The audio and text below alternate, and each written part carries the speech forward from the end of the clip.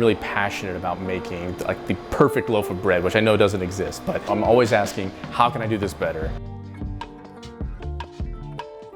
My name is Erik Fisher, and I'm from Terre Haute, Indiana. Our bakery is 5 Cardinals Bakery. There are 5 of us in the family, and the state bird of Indiana is a cardinal. We wanted it to be that family business. It's something that is needed. There's a lot of coffee shops. A lot of them have cookies and scones and various pastries, but you know, the homemade croissants and pain au chocolat are not something you could just walk in. I had some friends want to open up a coffee shop, and so they rented this space, and they have a little coffee shop bookstore next door. And this is going to be the main space here.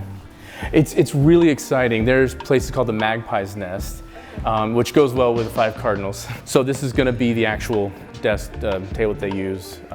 They'll have several types of coffee.